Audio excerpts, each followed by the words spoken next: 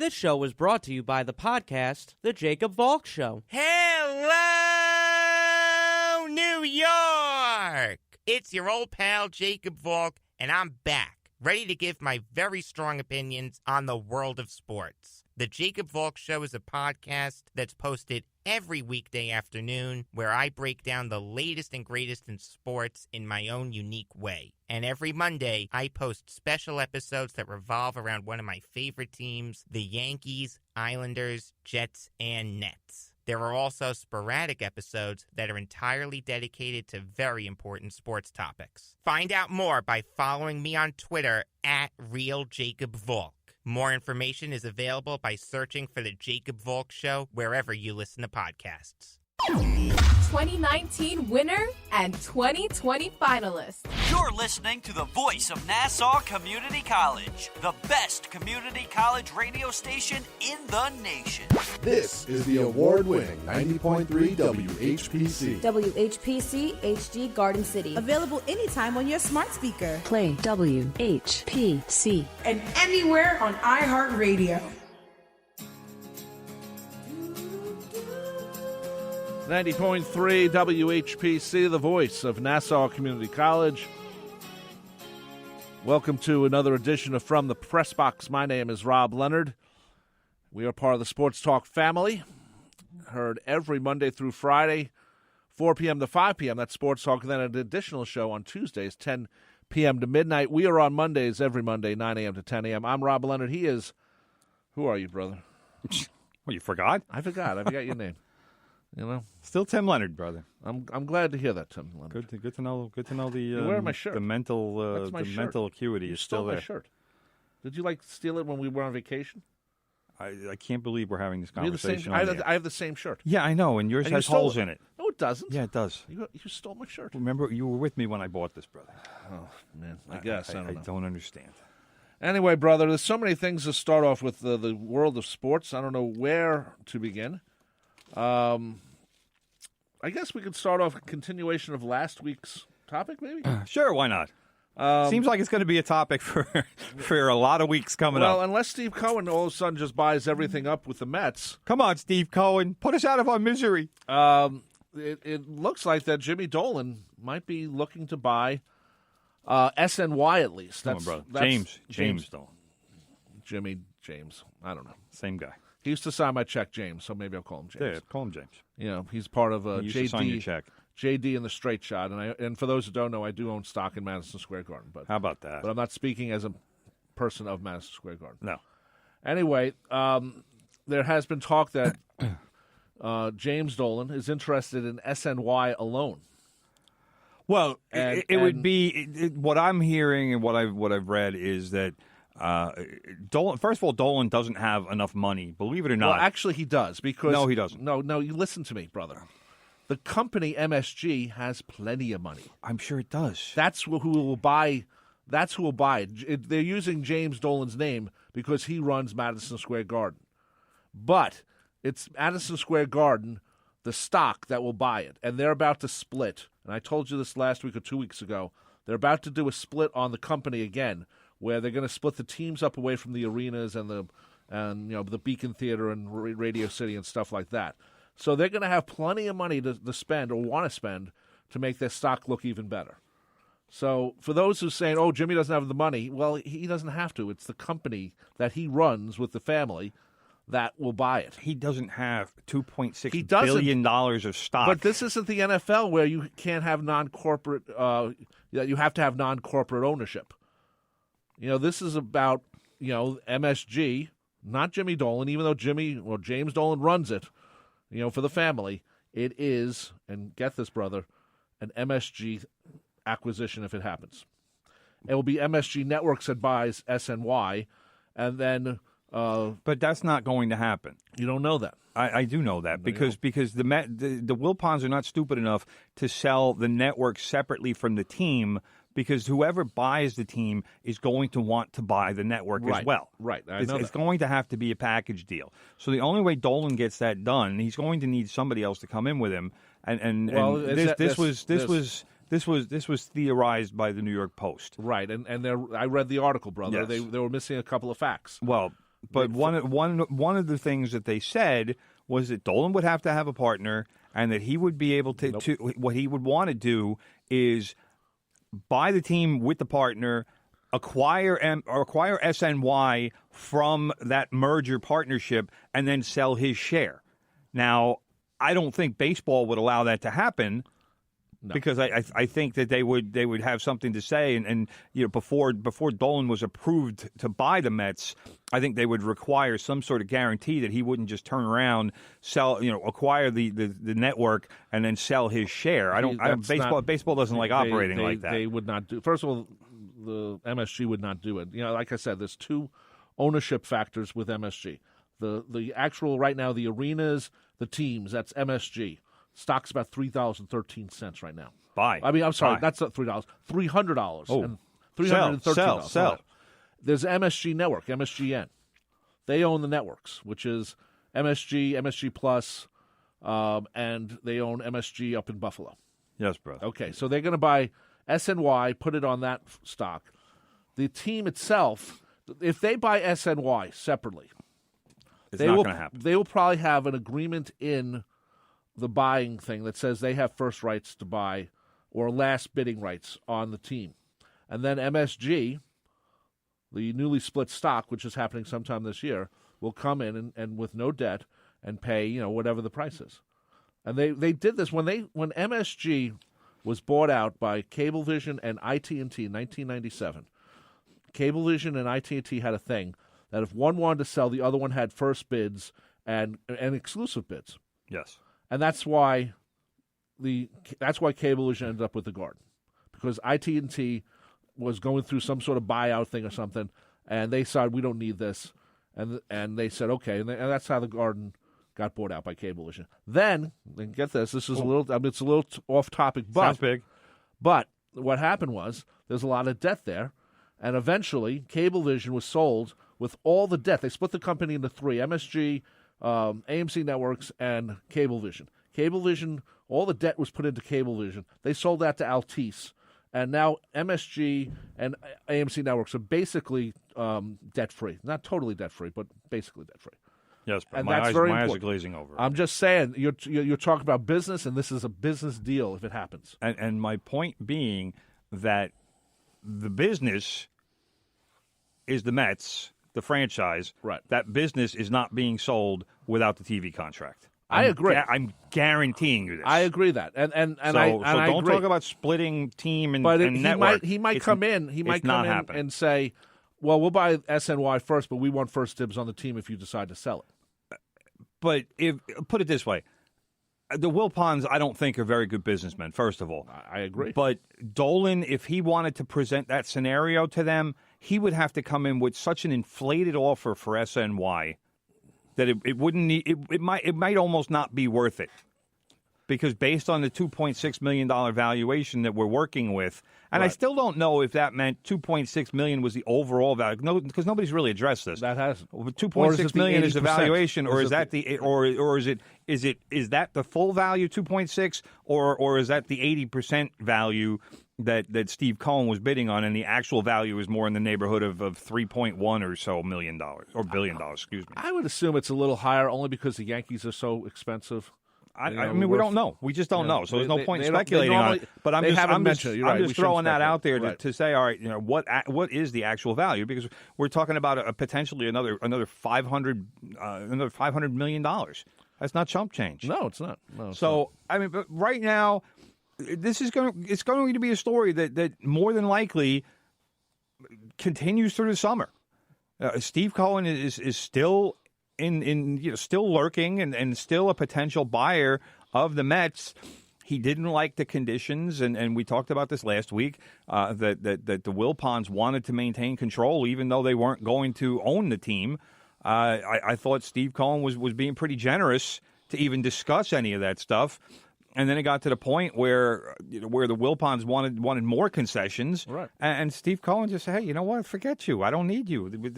So now, and again, this was part of last week's conversation, that now the Mets are saying that we want to sell the team, and all these control things that we wanted from Steve Cohen, those are off the table now. So we'll just sell clean. So well, that's what they should do. I don't understand. Like I think that they think that that's going to wind up netting them a larger sale price. I personally think they're wrong, but we'll see. I mean, so far now, James Dolan is the second person/group that we've heard, because we've heard that Alex Rodriguez is interested in trying to put a group together like Derek Jeter did to buy the Marlins. Right.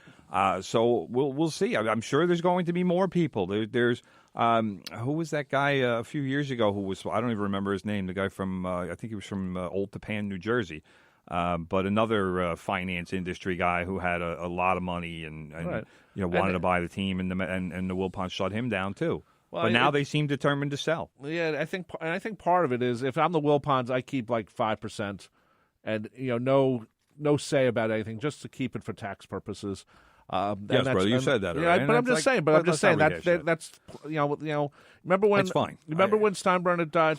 Yes, brother, I do. You know what the big deal was when he died? The inheritance tax. The inheritance tax didn't kick until the next year, so right. the team was able to be transferred. George's death was good timing, actually. Was actually it wasn't timed out, but it ended up being timed out to the fact that they didn't have to lose all this inheritance tax. Yeah, because they would have probably had to sell the team, right? If the inheritance tax would have been what it was going to be. So. Right. So that's part of it. That's why when I say good timing, I mean it's never good when anybody dies. And at that point, George Steinbrenner was revered by Yankee fans as opposed to being hated as he was 20 years earlier. But because George wanted to win, and right. Yankee fans were kind of when he died, they were like, all right, well now what's going to happen? Because now we have Hal and Hank, and who knows what's going to happen with them? And right. As we all know, Hank came in and blustered his way through for a few weeks or a couple of months, and I think everybody connected with the Yankees said, "Yeah, we can't have this because this kid's an idiot." He was like it was like putting Eric Trump in charge of something. I'm like Hank, and I'm like you Hal, and you're like Hank. You had it right the first time. You're like Hank, and I'm like Hal. I actually think before I make decisions.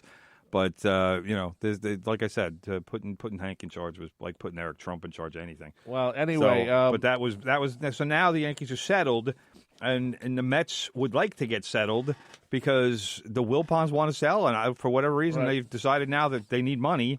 I thought their financial situation was all good after the whole Madoff thing, and I think that I don't know what their motivation suddenly is to sell now. But I know Met fans would love it if we can get this done as quickly as possible, because I think that they see whoever the future owner is, whether it's Steve Cohen or A-Rod and company or whoever, I think that they're looking at whoever the next owner is as somebody as being more aggressive, or even James Dolan, who would be more aggressive in free agency and more aggressive as far as being a real, true big market team and using that clout in terms of acquiring players and contending for titles. How many times does a team in New York get sold? Not very. It's rare. I mean, look at all the owners. I mean, Dolan's been in charge of the Knicks and Rangers for a couple of decades, if not more. And the only one that's really gone up and down is the Islanders. The Islanders have been sold a couple of times, and they're pretty much the only ones, because the Knicks and the Rangers have been Dolan for almost 30 years. Yeah. Well, 97 they took it over officially. Well, I mean, so more than 20. Yeah. The Mets have been Wilpons for a long time, probably about 20 as well. Yeah. The Yankees have been Steinbrenner since the 70s.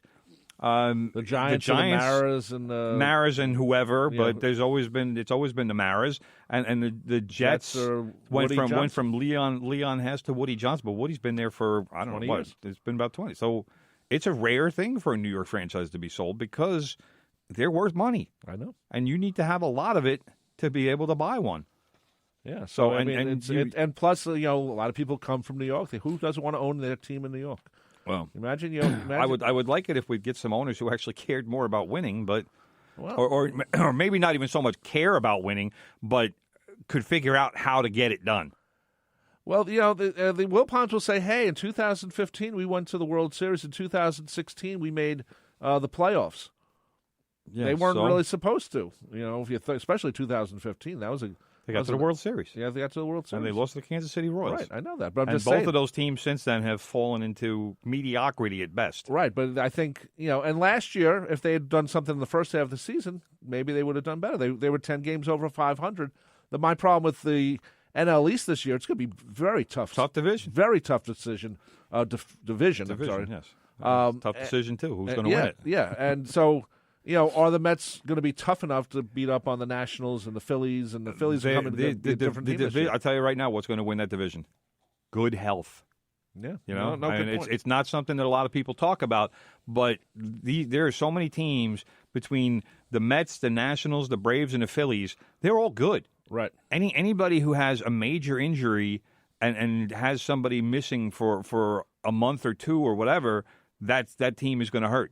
Yeah, because every team is going to. If the Braves lose somebody like Ronald Acuna, the Braves are in trouble. Right. If the Phillies lose somebody like Bryce Harper, trouble. Yep. The Mets, I don't know. The Mets would have to lose probably like somebody like Alonso maybe because they have a lot of pieces. The Mets don't have necessarily. Alonso's really, as far as I'm concerned, the only superstar they have, unless one of their two big pitchers gets hurt. I'm hoping that Michael Conforto steps up this year and says, you know what, a lot of hope's been put on me for the last couple of years, and I haven't always been there. That's true.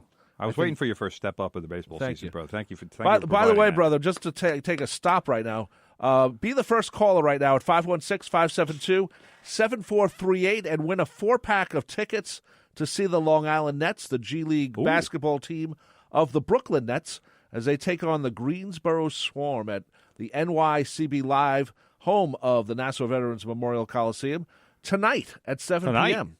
And so for more information, go to LongIslandNets.com. 4-pack for tickets for tonight's Long Island Nets game. 516-572-7438. 572-7438. That's it. Get it right, bro. 516-572-7438. Long Island Nets are just about as good as the Brooklyn Nets these days with Kyrie Irving going down with the shoulder surgery. What happened there, man? I saw him. He was doing the windmill with the one arm, and I'm like, uh-oh. He's having a surgery on his shoulder. And he's gone for the rest of the season. Yeah, he's done because he's having surgery. Shoulder surgery is a pretty major deal. Kevin Durant said publicly a few days ago, they asked him about coming back this year, and he says, well, I'm probably going to stick to the plan and come back next season. And it was very, very kind of cavalier. I mean, I would like to see Kevin Durant actually play a few games this year just to see how the leg is. Yeah, but do you want to test it out and all of a sudden have something bad happen? It's going to be a year. It's going to be a long time. It's going to be longer than a lot of other guys who have had that same injury have taken to get back. So it wouldn't bother me if he played a couple of games at the end of the season. And yeah, I know. I mean, I'm not saying he's got to come in and play 40 minutes. Come in and play 20 minutes. Just test the leg out and see what you have. He doesn't even have to go full effort. I'm just saying go play. And if you feel 100%, and if the medical staff says, hey, Kev, you're 100%, there's no reason not to play. Right. No, I have agree a run. That's all. I don't see the harm in it. Especially, again, if the medical people say you're fine. But if Kyrie Irving isn't playing, and who knows where the Nets are going right now. They're going south is where they're going. They're not without Kyrie Irving the rest of the season. To me, that's not necessary for him to come back. Though I understand where you're coming from. I get that too. I mean, because right now, the Nets could and probably should. This was supposed to be a better season for them. Well, could and probably should still make the playoffs, but they're going to be an 8th seed. So what does that get them? Yeah, no. You're playing. I don't even know who the top seed is in the East right now, but it's either the Toronto Raptors, Miami Heat. You're playing one of those teams. Yeah. All right. Or actually, no. What am I talking about? The Milwaukee Bucks. So Giannis is going to come to Brooklyn and beat up on the Nets for a couple of games and say thank you very much, and we're going to the next round. Okay. Well. So, but that's where the Nets are, and without I don't know what it's going to be. And yes, what you said before, brother, is correct. It was supposed to be a better season for the Nets. But Kyrie missed a significant chunk of time with the first shoulder injury. It was 20-something games before he came back. Now he's missing the last, I don't even know how many games are left, 25 games or something. I'll check on that. So, I mean, he's gonna wind up missing with his shoulder more than half the season. So you're talking about, you didn't have any intentions really of having Kevin Durant play, so this wasn't going to be the massive season that everybody thought because we got Kyrie, we got Kevin Durant. Well, no, you never had Kevin Durant.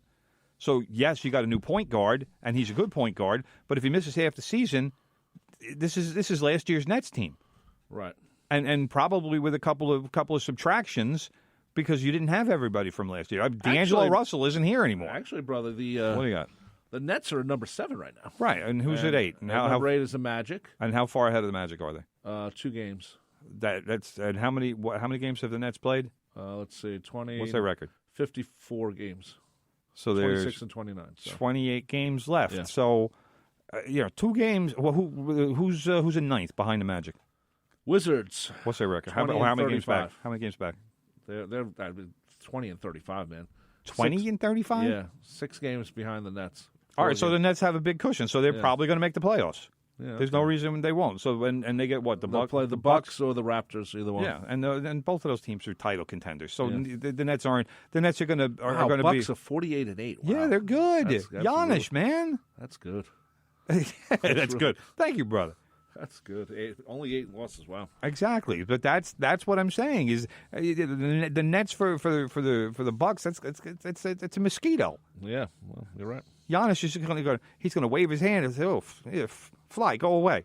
Well, yeah. I got bigger and better things to move on to. At least the Knicks aren't at the bottom. They're number 13 out of 15. I know who's below the Knicks right now. They had that The 4-game Hawks, winning streak that really the Hawks screwed them and the up. Cavaliers. Oh, the Cavs are terrible. And the Cavs coach just left too. Beeline.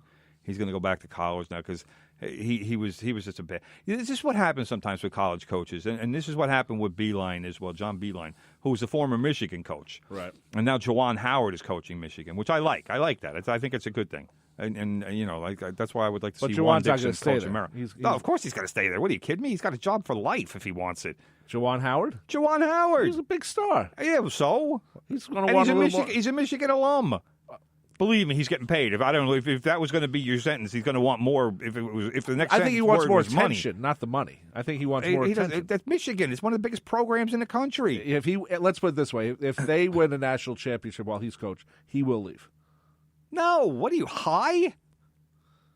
He would have a job for life if Michigan won the title. He would have a job for 10 years after he's dead. If he could win a title with Michigan. That's his school. Why would he leave? There's no way. Look who left. Because you know what? Chris Mullin left. Here's the deal. Chris Mullin was pushed out the door. I still don't understand that one. Somebody from St. John's needs to explain that one to me. Juwan Howard, if he wins a title with Michigan, first of all, any school that comes after him, name a school. Any school. UCLA. All right, UCLA. So, Juwan Howard, we want you to be our next basketball coach. We're going to get you a package. 5 years, $50 million package. Juwan Howard's like, that's pretty good money. Michigan AD is on the phone next day. Juwan, we want to sign you an extension. 5 years, $60 million. The alumni just kicked in. Juwan's like, thank you very much. The alumni just kicked in. Thank you, sir. A lot of money. We're going to see if we can win you another title. And I'm staying home because Michigan is home. Okay. The Fab Five. Remember the Fab Five? I remember the Fab Five. He was one of them. They were at Michigan. But, with the long shorts and, the whole deal. They were the guys. And Jalen Rose. And by the way, brother, on Saturday, I didn't think that there was a lot of news about this. What was that? 40th anniversary, United States defeated Russia in hockey. It was on my Facebook page, bro. That's where you should go for all your news. I know, but I thought I was going to see more. The 40th anniversary is the second to last real anniversary. The 50th is always the last, and then everyone stops talking about it. Because people are going to start dying. Right, that's what 50 I saw Craig Patrick and Jim Craig on Boomer's TV show, which is on Channel 2 at 6:00 in the morning on Saturdays. And you were up at 6:00 in the morning on Saturday? Yeah, I'm always late night. Yeah, I'm always up late.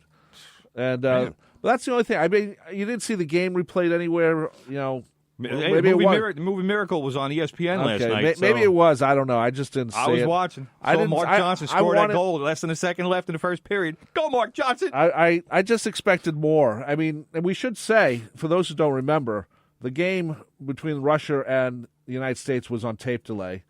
Yes. It was after that game where they started to air those hockey games live because ABC never thought, Nobody thought the United States would do anything. Especially after Russia beat the United States 10-3 at Madison Square Garden a week before everybody went to Lake Placid. Yep. So we all thought it was going to be a butt kicking, and then Jim Craig remember did some work. Our cousin Chris came in, and no one knew. Back then, cousin Kevin told me. Well, cousin Chris came in and told us. We were in the kitchen at Uncle and Aunt's house. I think And he I goes, think he I goes, went out. I just heard USA won. Yeah, cousin Kevin said something to me, and I think we were going out to get beer or something. And he said, "Oh," he goes that hockey game, and I'm like, "Yeah." I said, "I'm looking forward to seeing that." Yeah. He goes, "Yeah." She goes, "I heard the U.S. won," and I'm like, "There's no way.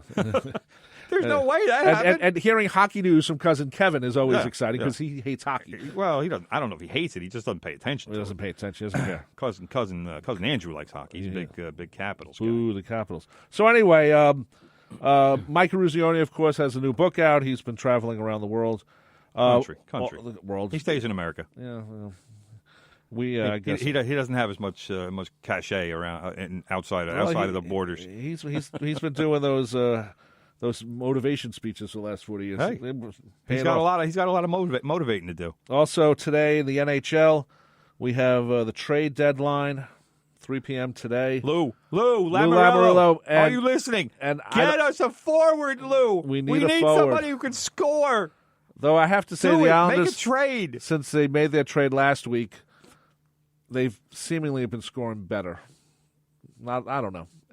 There seems to be playing better since last week. I would think that acquiring a defenseman is and your offense doing better are coincidental things. They might be. You might be. The Islanders need a forward. They do. And whoever that forward is, Lou, work some magic with the Devils. Get what's his name, Kyle Palmieri or somebody. He can still score goals. Yeah, well, and he's a Jersey kid. I don't know if the Devils will trade him, but I mean he's out there and he's a possibility. Throw him a second rounder or something. Let's see if they'll bite. I mean, this is the season the Islanders have to go to the division finals or conference finals, whatever. Which is going to be a tough road because between the Penguins in the Metropolitan and the Bruins and the Tampa Bay Lightning in the Atlantic, there's some good teams now. And we were looking at the Capitals. The Capitals are good, but they've been slumping lately. That's 4 really good teams. So when you say rather blithely, brother, that the Islanders have to get to the conference finals, it's not going to be easy to get to the conference finals. No, it's not. That again is why Lou Lamoriello needs to make a trade today. And, well, the Islanders need a forward who can score goals. I don't think it's going to happen, but I agree with you. We need a team. We need a better scorer than what we have now. Not a better scorer. That's the wrong term. We need an additional scorer. Yes, a sniper is needed. Yes, and somebody who can be a reliable. It doesn't even have to be a first line guy, but somebody who can be a reliable offensive presence. And can help out and help shoulder that burden, because right now the current group offensively, except the last couple of games, but you also have to remember the last game they played, when the night they retired John Tonelli's number, they played the Detroit Red Wings. They're terrible. Yeah. The Red Wings are awful. If you don't score 4 goals against them, you're not playing. I agree. The Islanders currently are in 4th place in the Metropolitan Division, 3 games behind the Capitals. So that's not a bad 3 thing. Points, you mean? No, 3 wins. They're 3 wins behind. I don't care how many points. I don't care about wins. 5 wins don't matter. Okay, well, I do. I count wins. Count points. Let's see, 6 points behind. Yeah. So and the Capitals are in 3rd? Capitals in 1st. Oh, they're back in 1st. All right. The Penguins were in 1st the other day. Penguins 80 points, Flyers 77. So the Flyers are ahead of the Islanders now. Yes. That's embarrassing. It is, I agree. That's embarrassing. The Flyers aren't that good. And we should say John Tonelli's his number was retired. Yes. This past week. And congratulations to John Tonelli. Number 27 sent up to the rafters. Butch Goring is this Saturday against the Bruins. It's going to be a tough game. I'm hoping the boys see. I could see him getting fired up for that first one and for Tonelli for going up. But now we got the second one is going to be against the Bruins. Yep. I'm hoping the team can get the same emotion. And hopefully that leads them to win. Like I said, the Bruins are tough. Bruins are tough. They're leading the Atlantic Division. We're going to take a break right now, brother. You're listening to From the Press Box right here on 90.3 WHPC, the voice of Nassau Community College. Give us a call. You want to talk sports, 516-572-7440. Okay. Yo. Tell your friends about the Nassau Morning Madhouse. Hear what you're missing. Check it out. A 76-year-old woman survived a 7-story fall by landing on some veggies. A bag full of cauliflower or something? She opened the window in her apartment on the 7th story to get some fresh air and fell out. Oh, my God, I can only imagine. Oh, wow. How did that happen? What would happen if you saw that? I'll walk away. Oh, you wouldn't. I mean, what else am I going to do? Try to catch her? Like, she's going to break me. Hopefully there's an Auntie Annie's nearby. Get some pretzel Get a nuggies. snack, record it, and then you can play slow motion. Put some music behind it. I love Make it. it a vine. Put Benny Hill music on TikTok. Free fall. That's my favorite song. Please don't do that. Another one bites the dust. Another one bites the dust. Staying alive. Staying alive. Nassau Morning Madhouse. Weekday mornings from 7 to 9.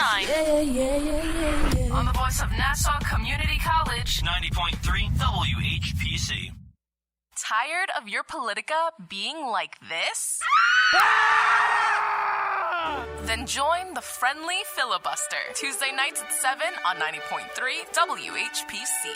You'll get your politics with a scone and a cup of tea. Hi, Miss Moore. Let's go down to the Cape and discuss implications of Trump's actions on the porter. Mr. Jimmy, I do believe you're off your rocker. Fellas, I can see that you both have good points, but I agree with the prosecution. You call that a snob accent? Guys, this has gone far enough. Heim, just take us out. Travel with Dynamite Airlines. Flights so comfortable, you're bound to have a blast. Guys! Sorry, wrong script. Join us on the Friendly Filibuster, Tuesdays at 7 p.m. on the voice of Nassau Community College, 90.3 WHPC. Don't worry, we'll get it right by the time you get here. All hit music. For all those songs radio has forgotten about. Join me, Big Ed, Mondays from 10 a.m. till noon for The Good Gold Show. We'll bring back all the great hits of the 50s, 60s, 70s, and more. The sounds of doo-wop to disco, all the Motown, soul, and great rock and roll. We'll even take your requests and dedications to The Good Gold Show. Music. On the voice of Nassau Community College, 90.3 WHPC, and streaming on the iHeartRadio app.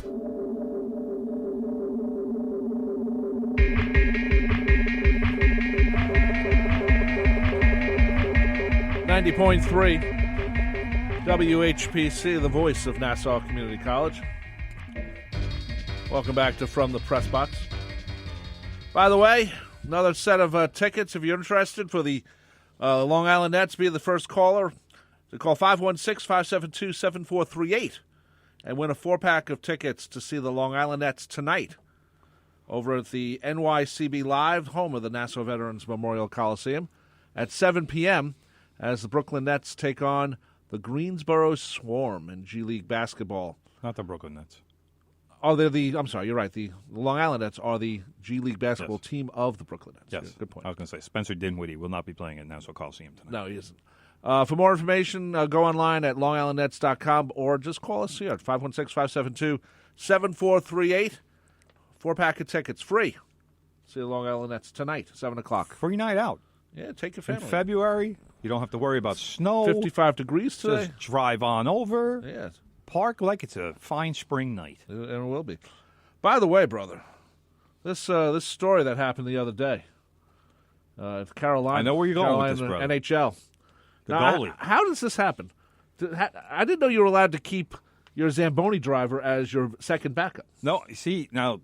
Already, you're steering in a wrong direction, brother. You're steering. I'm gonna steer you back on the road. He was the Zamboni driver, right? I'm gonna steer you back on the road. Was he the Zamboni driver? This is what happened, brother. All right. He was the Zamboni driver. Well, in theory, yes, that is his job. Yes, right. The man's name is David Ayers. That's like if Tim Leonard was up there, they would say broadcaster or sports writer. This is something that happens for every NHL game, but it almost never comes to pass. Okay. Because of the odds of this happening. The Carolina Hurricanes had both of their goalies injured in the same game. Right. And they had to be removed from the game. I know. So what in every NHL arena, for every game, there is somebody there who is capable of playing goal at a high level. Or at least some level. David Ayers was the man for this game. Now, here's what you need to know, the background. Is he a Hurricanes fan? No. Oh, he's just... He's actually a Maple Leafs fan. Okay. They were in Toronto, so that's why he was there. It's not like he had nothing to do with the Carolina Hurricanes before this game. Okay. Now, Carolina's both of their goalies got hurt. David Ayers' job, he's not connected with either team, but if either team has both goalies hurt and needs somebody to play goal, he becomes a member of that team. Now, what happens? Like they called you or me out there? We don't play goalie. But it wouldn't happen. I play goalie. You know what? You know who it could happen with? First of all, no, you don't play goalie. I have played goalie, but not on skates. Well, there you go. There's job requirement number 1. You have to be able to play goalie in skates. Okay, well then so you're out. I'm out. Sorry, bro. Sorry to crush that dream. But these are guys who either they played in juniors or they played college hockey, right. or like they're people who have experience playing goal. Like David Ayers. He practices with the Toronto Maple Leafs AHL team. I think they're called the Marlies or something, some weird name like that. Okay. The thing that got me the most on this story, he is 42 years old. Are you kidding? It's not like he's skating. Well, but he is skating. I got news for you. Goalie skates are the toughest things in the world to skate on. They're thinner. Oh, okay. Because you need the edge so you can move around. So they are actually thinner than a regular blade. Well, they probably told him not to move out of the goal. Wouldn't you? It doesn't matter. I'm just saying. He has to play the position. Yeah, but you don't go out like, you don't turn it Ed Jockman and go down to the corners and then flip the puck down. You do whatever you have to. I'm sure they probably told him, just stay in the goal. Whatever happens, happens. But his main job is he is a Zamboni driver and a rink manager of some sort in the Toronto area. Now, because he was the emergency goalie for this game, he became a Carolina Hurricane. Okay. He allowed goals on his first 2 shots, which I'm sure panicked him, and I'm sure he was not pleased with himself, even though it was Toronto and he was allowing goals to the team that he roots for. He said something, and I love this, that one of the Hurricanes players told him in between periods, he says, look, just go out and have fun. He goes, we don't care if you let in 10. He goes, just have fun. And he said that kind of relaxed him and loosened him up. Third period, he comes out. He stops all 8 shots that he faces. I love it.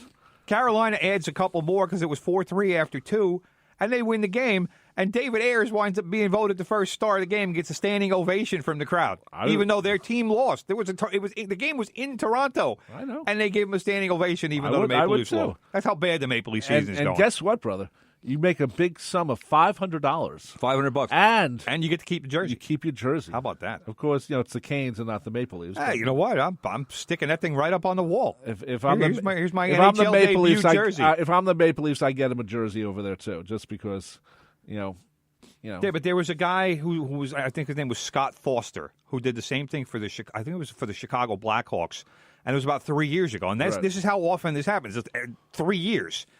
And Scott Foster, I want to say he had played college hockey, and at that point when he was doing this for the Blackhawks, he was like an accountant or something. Right. But he was a guy who that night he was at the arena, or it was either that or they called him and he came over to the arena because he might not even have been there. Got dressed. I mean, there's always a big delay when this stuff happens, but because you got to put on pads. He's not just sitting there in pads ready to go. No, I mean, he's a guy waiting, kind of watching the game, but.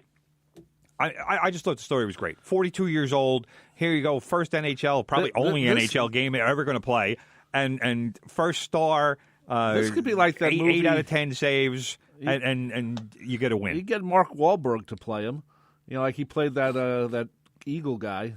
The guy who came in off the strike. I forget his name, but yeah, I know who you're talking about. With Elizabeth Banks as your co-host. There you go. Well, co-star, I should say. So, good stuff there. I like stories like that. It's fun. I mean, that's the fun of sports. Is that stuff like this can happen. It's rare, obviously, that it happens because you don't want it to happen. You don't want two goalies to get injured. No. But this is the NHL's contingency so that you don't have a defenseman or somebody strapping on the pads and really making a fool out of himself. But then they do it in baseball, though. Where? If like a position player remember pitching Jose or something? Canseco into the pitching? Yeah, and what did he do? He blew out his elbow. I know. I mean, that's a bad example, brother. I know, but I thought that was funny because it was Jose Canseco. He was all cocky. I know how to throw a curveball. Well, he's a moron. But, I mean, we've seen players like Harry Kane has played goalie for Tottenham because a goalie got hurt. Kyle Walker did the same thing once. So it's rare, but it does happen where a field player will put the gloves on. But again, it's kind of a similar situation. But at least with soccer, it's not quite as difficult. Well, usually with football, you usually have 3 quarterbacks. the well, starter you have and the two backs. you have one emergency quarterback, but the emergency quarterback is there, but he can't play unless the starting quarterback is designated like he's out. Right. So he would have to have suffered a major injury, and then you're going to tell the ref, all right, hey, our third quarterback is now eligible. When I was a kid and they used to have the Raider games on at 4:00 on Sundays, I was a big George Blanda fan. And You still are, brother. I like George. You Blanda. like the old guys. And George, sometimes Kenny Stabler or Darryl LaMonica, depending on the year, they'd be out, and Blanda would come in. He'd be like 45 years old, and he was doing good. Practically coming out to the field like Harvey Weinstein in his walker. He can still kick at that point. But I do remember stuff like that. So let's talk about Yankees, brother. What's going on with them? I'm so optimistic. You're so optimistic. And I'm that so means I'm happy worried. that it's baseball season. And I was saying before, I told Eric Fischetti that I found a Montreal Expos logo T-shirt the other day in a thrift store. I was thrilled by that and unquestionably snapped it up. The Yankees. I mean, first three things actually with the Yankees. Aaron Judge and Giancarlo Stanton last week added their names to the major league players who are just crushing the Houston Astros. Judge in 2017 especially. How long did Jose Altuve know what pitches were coming? Because Judge finished second in the MVP voting that year. Yeah, and that MVP probably should be his. But were they doing it then? Yes, they were. Okay. My thing is, I saw some stuff, and I don't know. It was a clip on Facebook that probably went somewhere else. Now they had noises, right? Now how in a crowded room, so to speak, that a stadium is, how do these guys hear these? Are the noises like one was a long whistle and another was a couple other You sounds? can hear stuff on the field, brother. But this is the myth that people think that you can't hear. You can unless.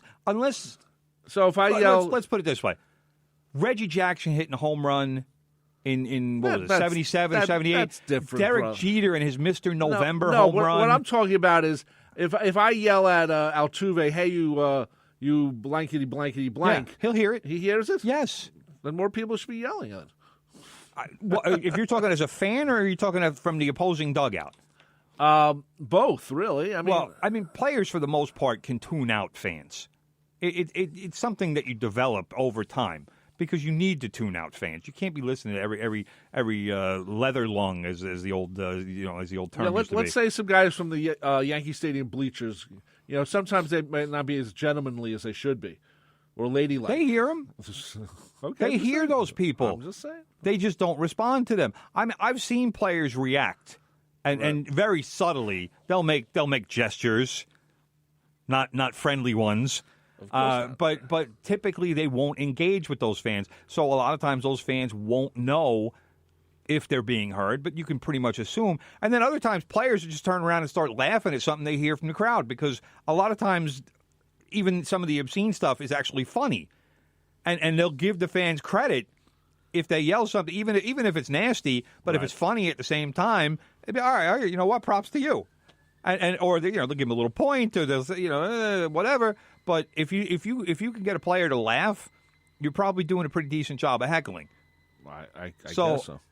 So from that standpoint, but again, players for the most part don't want, especially if you're rooting against them, they don't want to let you know that they hear you. Well, anyway, I did hear noises. It was like a high pitch.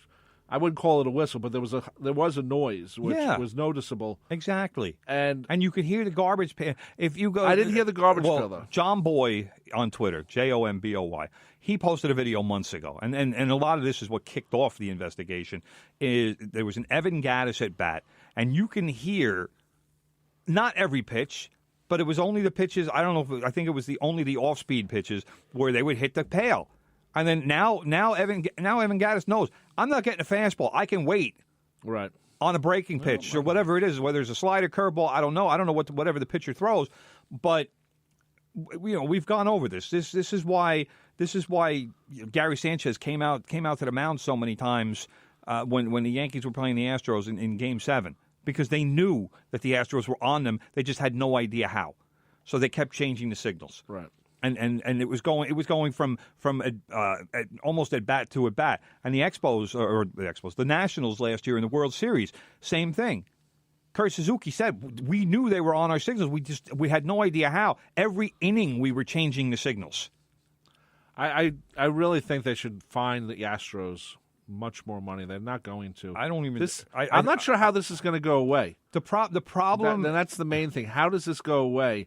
Where is it going to hang out the entire season, or is every at bat for the Astros going to be challenged? Is going to be questioned, scrutinized, bro? There's going to be a lot of scrutinization. Well, I'll tell you what the problem is right now, and this hasn't gotten enough attention, although it has gotten some this week.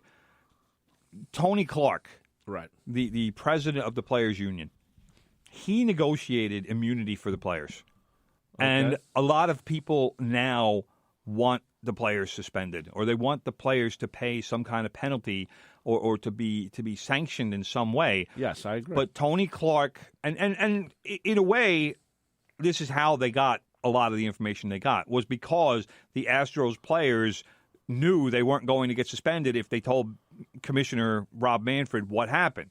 I don't know that they would have gotten all of this information if the players would have known at some point, all right, we might get suspended for this.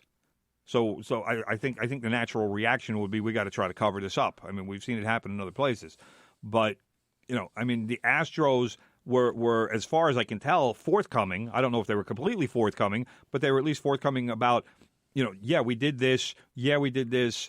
And we stole the signs. This is how we did it. This is where the monitor was. A.J. Hinch trashed a couple of monitors because he didn't like us doing it, but we still did it anyway. Carlos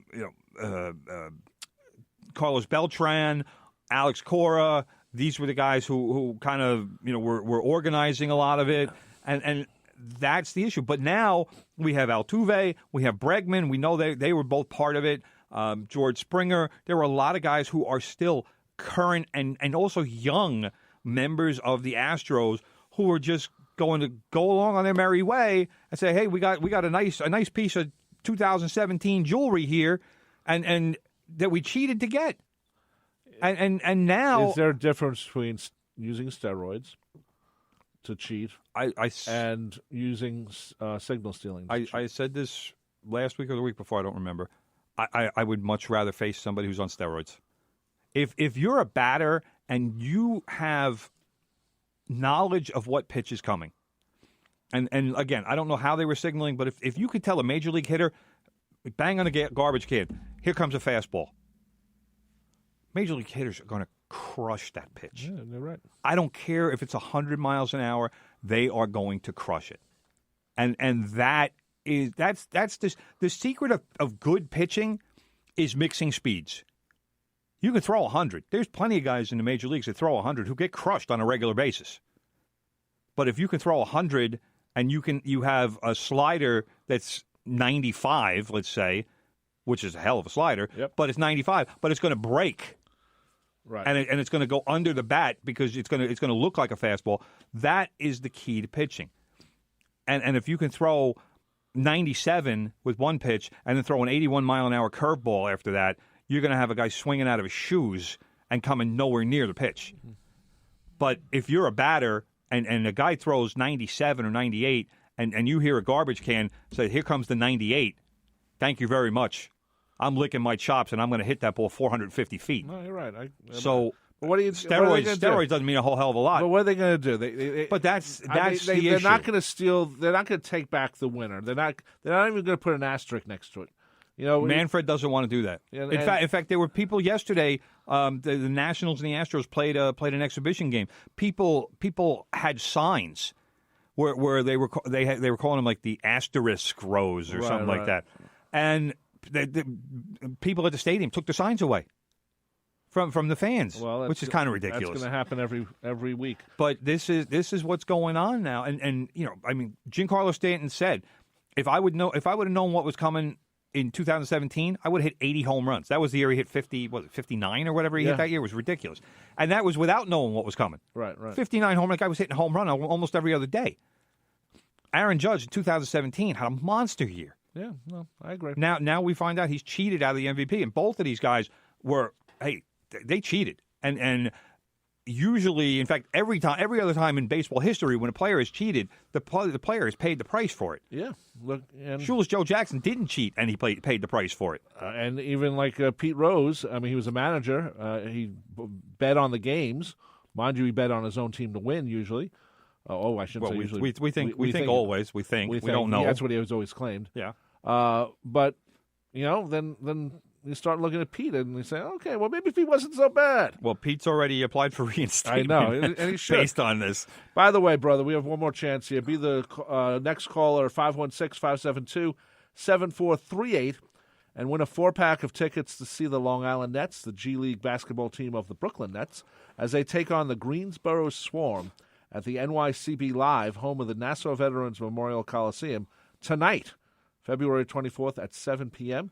For more information, go to longislandnets.com. Pair a 4-pack for tickets to see the Long Island Nets tonight at the NYCB Live, Nassau Veterans Memorial Coliseum. 516-572-7438. And don't forget, brother, also, today at 2 p.m., the Lyrical Ladies. Nice. A show dedicated to women from the 70s to today, from Joni Mitchell to Taylor Swift. To Girl in a Coma. And Girl in the Coma, maybe. Who knows? These female-led songs forever leave an impact on the music industry. That's Lyrical Ladies today, Monday at 2 p.m., right here on 90.3 WHPC, the voice of Nassau Community College. And now, before you move on, brother, because I know you're going to move on, but yes, you're not. Luis Severino is hurt again. That's not good. It's not good. He likes getting hurt, isn't he? No, he doesn't like getting hurt. He doesn't like it at all. But he's down with forearm issues, which is always a dangerous thing because whenever I hear forearm, I start to think Tommy John surgery, and that would be bad. Severino is back in New York. He's here today. He's going to be evaluated. Apparently, this is going to take a couple of days to do the evaluation. There's something else going on there. They said it was going to be a 3-day process, but he's been back since yesterday, so I assume they started it yesterday. I'm personally, right after the show, I'm going to go back to holding my breath for Luis Severino because the Yankees need him. And with Paxson out with the back surgery that he had, and Domingo Germán out until June because of the suspension because of domestic violence issues, the Yankees need Luis Severino. We can't afford to lose another pitcher before the season even starts. I mean that would be 3/5 of the rotation right there.